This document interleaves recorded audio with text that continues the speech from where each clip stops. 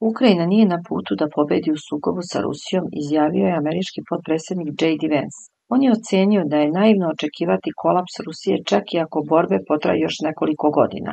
Ako se ovo ne zaustavi, Ukrajinci neće pobediti u ratu, rekao je Vance tokom gostovanja u podcastu konzervativnog aktiviste Charlie'a Kirka.